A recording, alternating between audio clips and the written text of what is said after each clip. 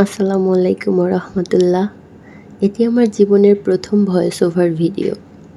আমি জানি আমি নতুন, তাই আজকের এই ভিডিওতে আমি কোনো শিক্ষার দাবি করছি না, শুধু আমার মনের গভীর থেকে কিছু অনুভব শেয়ার করতে চাই। ফেব্রুয়ারিতে আল্লাহর অশেষ রহমতে আমি উমরাহ করার সুযোগ পেয়েছিলাম। এটি আমার জীবনের সবচেয়ে শান্তিময় ও হৃদয় ছোঁয়া অভিজ্ঞতা। আমি যখন প্রথমবার পবিত্র কাবা শরীফ দেখি, মনে হচ্ছিল আমি কিছুক্ষণের জন্য থেমে গেছি।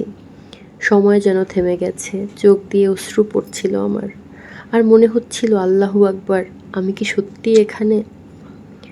আমি ধীরে ধীরে এগিয়ে গেলাম কাবার দিকে। চারপাশে হাজার হাজার মানুষ, কিন্তু তাও মনে হচ্ছিল আমি একা, একমাত্র আমি আর আমার প্রভু।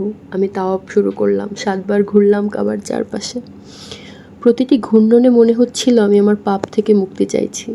এরপর সাফা ও মারোয়া পাহাড়ের মাঝে সাই করলাম। হজরত হাজেরা রাদিয়াল্লাহু আনহার সেই দৌড়, সেই ত্যাগ চোখের সামনে যেন ভেসে উঠছিল প্রতিটি মুহূর্তে। আমি জমজমের পানি খেলাম। সবাই বলে এই পানির মধ্যে আছে শিফা, আরোগ্য আর কবুলিয়াত। আমি চুপ করে শুধু বলেছিলাম, হে আল্লাহ, আমাকে ভালো মানুষ বানান, আপনি আমাকে নিজের পথে রাখুন। এরপরে গেলাম আরাফার ময়দানে। আরাফার ময়দান সম্পর্কে আসলে আমরা সবাই জানি।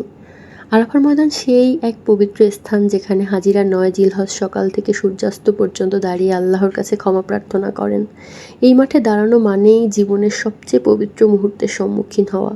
এখানেই হজরত মুহাম্মদ সাল্লাল্লাহু আলাইহি ওয়াসাল্লাম দিয়েছিলেন তার বিদায় হজের ঐতিহাসিক খুতবা, যে খুতবায় তিনি মানবতা, ন্যায় এবং সাম্যের সর্বোচ্চ শিক্ষা দিয়েছিলেন।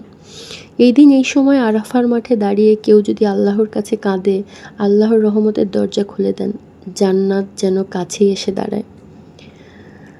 আমি তো ওমরার সময় গিয়েছিলাম, তাই আরাফার ময়দানে আমি ঢুকতে পারিনি, কিন্তু আমি আল্লাহর কাছে বারবার বলেছিলাম, আল্লাহ, আমি যেন আমার ছেলেকে নিয়ে আরাফার ময়দানে এসে বড় ওয়াজ করতে পারি।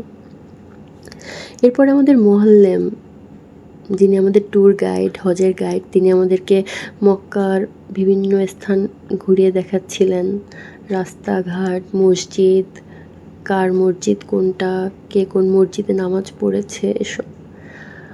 আসলে মক্কা শরীফের সব থেকে যে জিনিসটা হৃদয়ে ছুঁয়ে যায় সেটা হচ্ছে হাজার হাজার লক্ষ লক্ষ কোটি কোটি কবুতর। আপনি চিন্তা করতে পারবেন না, এত কবুতর, এত কবুতর। আপনি যখন হেঁটে যাবেন আপনাকে বাতাস দিবে তারা। এক শুক্রবারে আমাদের মসজিদে যেতে যেতে দেরি হয়ে গিয়েছিল, আমাদের রাস্তায় নামাজ পড়তে হয়েছিল। এত রোদ, এত রোদ, কিন্তু মনে হচ্ছিল কবুতরগুলো ছায়া দিচ্ছিল। তাদের ছায়া তলে আমরা নামাজ পড়তে পেরেছিলাম। মনে হচ্ছিল, আল্লাহ, তোমার কত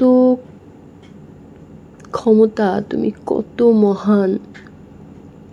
আসলে মক্কা শরীফে, কাবা শরীফে যারা যেতে পারেন নাই বা যারা যান নাই, তাদের একবার হলেও চেষ্টা করা উচিত সেখানে যাওয়ার। তাহলে আপনারা নিজেকে বদলাতে পারবেন, নিজের চিন্তাকে বদলাতে পারবেন, যেমনটা আমি পেরেছি। 5 ওয়াক্ত নামাজ কাবার সামনে দাঁড়িয়ে হাজার হাজার মুসল্লির কাঁধে কাঁধ মিলিয়ে আল্লাহর সামনে মাথা ঝুঁকিয়ে দোয়া করেছিলাম, আপনি আমাদের সবাইকে মাফ করে দিন আল্লাহ, আল্লাহ আপনি সবাইকে কবুল করে নিন। আমি শুধু আমার নিজের জন্য না, আমার বাবা মা, আমার সন্তান, আমার সন্তানের বাবা যিনি পৃথিবী থেকে চলে গিয়েছেন, আমার প্রিয়জন, আমার আত্মীয় স্বজন, আপনাদের সবার জন্য দোয়া করেছি। এই উমরা সফর আমার ভেতরে অনেক কিছু বদলে দিয়েছে। আমি এখন আরও শান্ত হতে চাই, আরও দায়িত্বশীল মানুষ হতে চাই। আমি চাই আমার বাকি জীবনটা যেন হয় আল্লাহর পথে। এই ভিডিওটা আমার আত্মার একটা দাগ, একটা চিহ্ন। আমি আপনাদের সঙ্গে সেটা শেয়ার করতে চেয়েছি, কারণ আমি বিশ্বাস করি ভালো অনুভব ছড়িয়ে দিলে সেটাও ইবাদত। আপনি যদি এই ভিডিওটি দেখে একটুখানি ভালো অনুভব করেন, অন্তরে শান্তি পান, তাহলে শুধু একটা অনুরোধ, আমার জন্য একবার হলেও দোয়া করবেন। আর যদি ভিডিওটি ভালো লেগে থাকে তাহলে লাইক দিয়ে আপনার অনুভূতি জানিয়ে দিন, কমেন্ট লিখে বলুন কেমন লাগলো।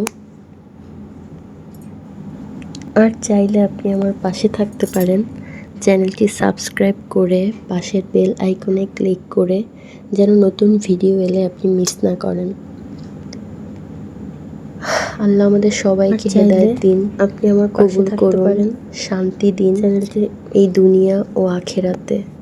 আবার দেখা হবে ইনশাল্লাহ। আল্লাহ হাফেজ।